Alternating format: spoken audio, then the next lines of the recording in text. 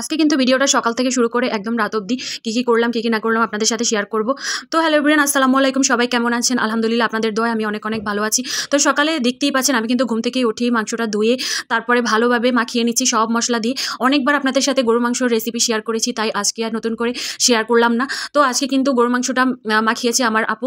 তো আপু কিন্তু অনেক ভালো গরু মাংস রান্না করে। তো অনেকদিন ধরেই গরু মাংস খাচ্ছি না, ইচ্ছা করেই, যেহেতু ওজন অনেক বেশি বেড়ে যায় রোজ রোজ, তাই ইচ্ছা করেই গরু মাংস খাওয়া হয় না। তো আজকে অনেকদিন পরে মনে হলো যে এখন আর চিকেন খেতে ভালো লাগছে না, তাই চিকেন বাদ দিয়ে আজকে কিন্তু গরু মাংসই রান্না করা হবে। তো আমি সকালবেলা ডিম পোস্ট সাথে একটু সালাদ বানিয়ে নিয়েছিলাম। তো সালাদটা ডিম পোস্টটা এক করে আমি খেয়ে নিয়েছি, আর সাথে কিন্তু আমি চিয়া সিডও খেয়েছি। আর চিয়া সিড তো অনেক অনেক রোগের উপকারে আসে, সবাই জানেন। সবাই চেষ্টা করবেন সকালবেলা চিয়া সিড ভিজিয়ে খাওয়ার জন্য, কারণ এগুলো অনেক অনেক রোগের উপকার, যেমন থাইরয়েড, তারপর এরকম অনেক ধরনের হরমোনজনিত রোগ অনেক অনেক উপকার হয়, আর এটাকে সুপার ফুড বলা হয়। তারপরে সকালবেলা কিন্তু সুমাইয়াও আমাদের বাড়িতে আসছিল। আসার পরে ওকেও নাস্তা খাইতে বসিয়ে দিলাম। তারপরে আমি গরু মাংসটা চুলায় দিয়ে দিয়েছি, চুলায় দিয়ে অবশ্য নাস্তাটা করে নিয়েছি। আজকে কিন্তু অবশ্য অনেকদিন পরে আমি রোজা আসা সুঘ্রাণ পাচ্ছি। তো আমার মতন কে কে রোজা আসা সুঘ্রাণ পাচ্ছেন?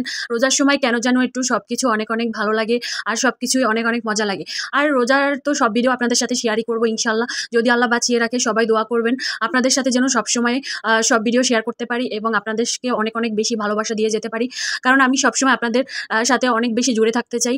তো যাই হোক, আমি কিন্তু আজকে ডাল রান্না করব, মাংস রান্না করব, বেশি কিছু একটা রান্না করব না। আর অল্প একটু গরু মাংস দিয়ে আমি একটু বাঁধাকপি রান্না করব, মানে বাঁধাকপি আমাদের দেশে পাতাকপি বলে, তো আপনাদের দেশে হয়তো বাঁধাকপি বলে শুদ্ধ ভাষায়। তো আমি কিন্তু ডালটাও রান্না করে নিচ্ছি, আর এদিকে আমার মাংসটা প্রায় হয়ে আসছে। আর আমি কিন্তু আলাদাভাবে একটু গরু মাংস নিয়ে তারপরে হচ্ছে আমি একটু বাঁধাকপি রান্না করেছি। আর বাঁধাকপি কিন্তু গরু মাংস দিয়ে অনেক বেশি মজা লাগে, আমাদের বাসার সবাই অনেক বেশি পছন্দ করে। তো বাঁধাকপি যখন রান্না করছি তাই আপনাদের সাথে একটু শেয়ারই করলাম।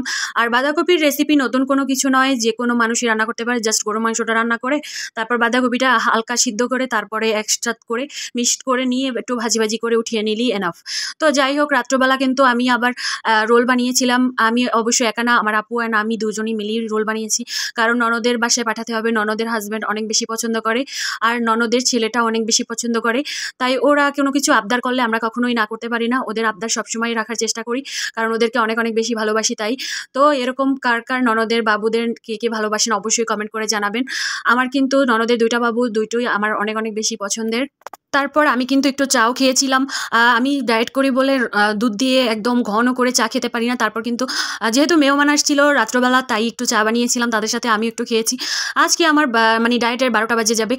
যাই হোক, এরকমের ভুলচুক তো ডায়েটের মধ্যে হয়েই থাকে, কোনো ব্যাপার না। আপনারা যদি চান, ডায়েটের অনেক অনেক রেসিপি আছে যেগুলো খেলে একদমই ওজন বাড়ে না। আর এদিকে দেখেন কিছু কিছু রোল কিন্তু ফেটে গিয়েছে, ওগুলো ওদের বাসায় পাঠাবো না, ওগুলো আমরা বাসায় রেখে দেবো। তো যাই হোক, সবগুলো রোল কিন্তু আমার একদম একদম রেডি হয়ে গিয়েছে। রোলগুলো সুন্দর করে আমি এখন ফ্রোজেন করে ওদের বাসায় পাঠিয়ে দেবো। তো সবাই ভালো থাকেন, দোয়া করবেন। আল্লাহ হাফেজ, বাই বাই।